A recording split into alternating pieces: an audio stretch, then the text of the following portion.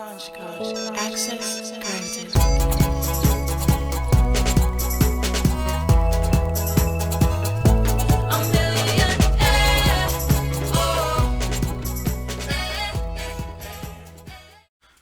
Hello, welcome to GED exam preparation class. I am your host and instructor, Ruben Herrera.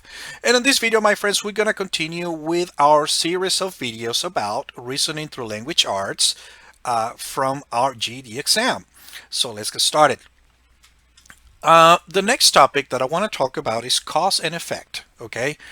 When one event or idea influences another, there is a cause and effect relationship. For example, if you forget to put gasoline in your car will stall. You know, the lack of gas is the cause or the reason, and the stalled car, or the car not running is going to be the effect. So, for example, we have a lot of cause and effect relationships in our lives. For example, well, I'm just going to go back to history a little bit and, and go back to World War One, the First World War. And the cause of that First World War, I'm sorry, was that there were two small countries in Europe that the dukes or the king and queen of one country went out and visit, the dukes, kings or queens, for the royals from another country. Those royals that were visiting that country got assassinated. They got killed, they got murdered. So that made those two countries, which were already in a little bit of a conflict, they got even more upset at each other. Okay, and then those two countries in Europe, they have friends, that they were on each other's back, and also there was already conflict with commerce, immigration, tariffs, and all this other kind of stuff that things got escalated from there, and next thing you know, the whole world went into a war, starting with those two small countries in Europe. So that was a cause and effect situation. Okay, so there's always a cause for every effect or anything that happened. Of course, well, I said always, but in most cases. Okay, very nice. Let us go into our next topic. Let us now talk about compare and contrast. Okay, writers compare or authors compare to point out what is similar and to contrast to point out what is different about different ideas, things, or people. For example, I'm going to compare and contrast me and my beautiful wife. For example, I'm going to compare my wife and I. Well, first of all, the things that make us similar, for example, well, we're both humans, of course. Um, we both love going out camping. We both love watching movies. We both love Mexican food, going out to eat Mexican food, and we both like music. Okay. Now, to contrast, the things that make my wife and I different, for example, well, first of all, my wife is obviously a female and I am a male. Okay. Also, my wife, when it comes to food, she loves Italian food, and Italian food is not necessarily on top of my list. Okay. When it comes to driving vehicles, my wife always liked to drive the biggest, the most powerful, and the loudest truck or vehicle that she can afford. Me, in my case, the smaller the car, the more efficient, the more gas saver, the less noise it makes is the better for me. People makes fun of my car all the times because I drive like such a little car, which people say that the engine on my car is a blender, but I don't care anyways. So yeah, so those are the things that make my wife, my beautiful wife, and I similar and different. So this is how we compare things, and contrast things. Remember, my friends, we compare things to point out the things that makes them the same, and we contrast things or people to point out the things that makes them different. Okay, very nice. Let us go ahead and move on to our next topic.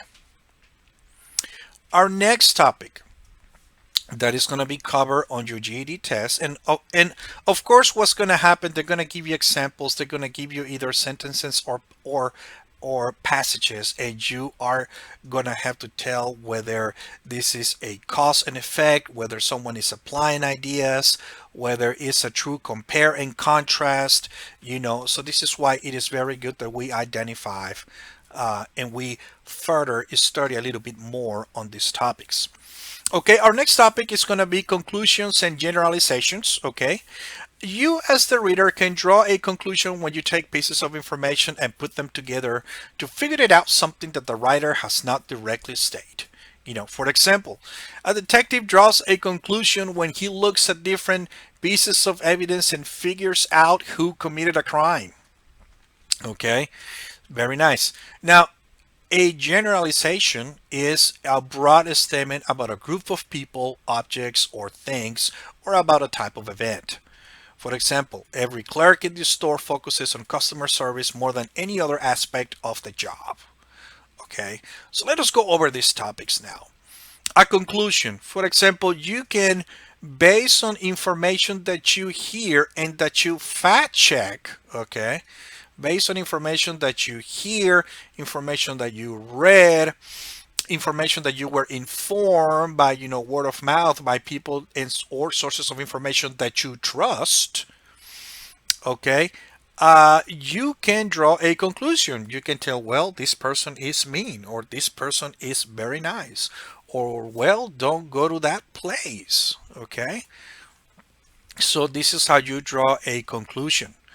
Also, next, when it comes to generalization, unfortunately, every time I hear or every time I see when people generalize, it's usually always to make a bad statement about a group of people, or a country or a company or a association.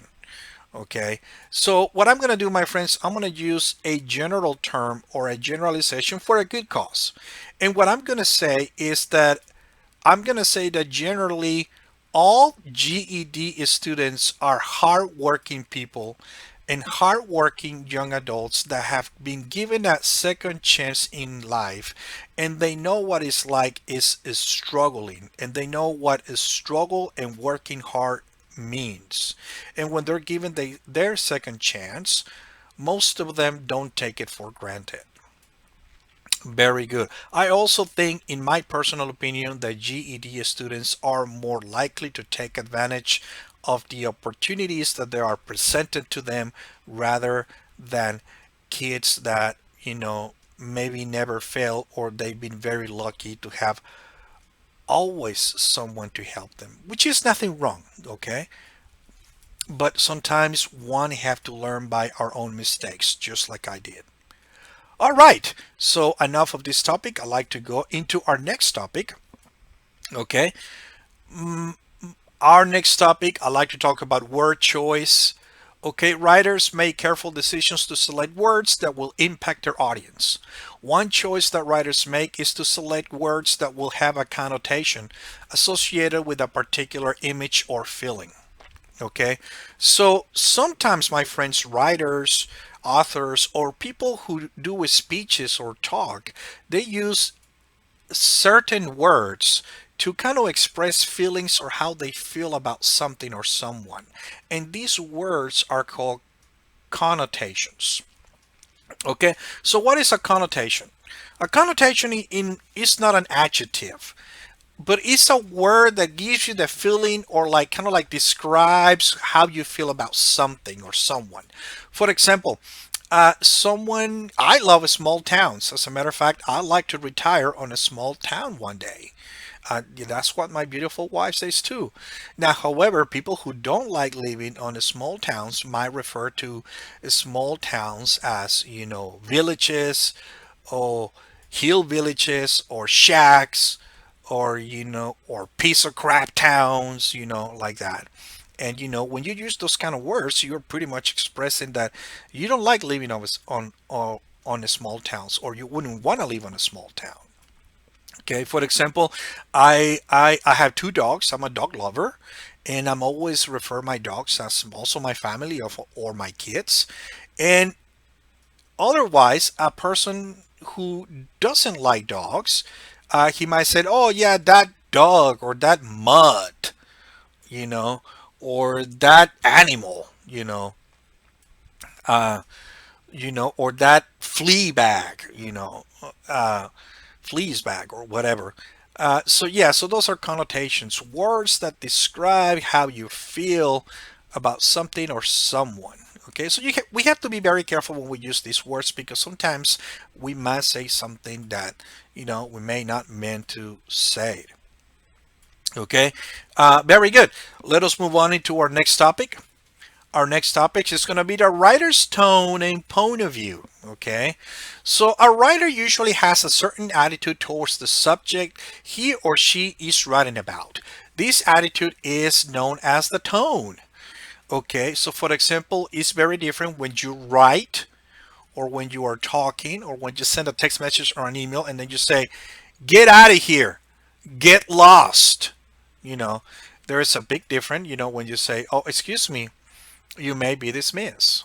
Okay. It all happens nowadays whenever, for example, we get a text message nowadays or we have an email, we get an email and we notice that the words for that text message, all the letters on that text message are on uppercase letters. That means that, that person is screaming at you or is upset. So yes, that's one of the ways that you set the tone when you are writing, a story or when you are writing an email or a text message. Okay. Now, in the other hand, point of view is a piece where the author is coming from. That is the writer's background and experiences that may affect his or her opinions. Okay, for example, some people may say, "Oh yeah, all those people that watch Netflix at night, they're just a bunch of couch potatoes." And I'm like, "Wait a minute, no, no, no, no, no, that's not my opinion." You know, I will say that that uh, a person who watches Netflix at night is a person who, after a hard day at work, and after this person or this group of people work hard all day, they like to come home with to their family, be safe. They stay at home safe, and they like to watch Netflix movies, and they probably do it as a family. So you see how the point of view changes from one mentality to another. Okay. So the point of view is another way to write or to express, your opinion or how you feel about something or someone. Okay. Very nice, my friends. Okay. So I hope that you guys enjoyed this lesson. And if you like this lesson, somewhere in there, there's probably a like button or a thumbs up button. If you can, please, please, please press like on that. And if you didn't like this lesson, please don't do anything. Just go over to the next one. And I thank you guys so much for watching this video. I hope that you enjoy this lesson as much as I enjoy doing this for you. You guys are my inspiration for doing this. Thank you so much again and have a great day. Bye bye. Launch code. Access granted.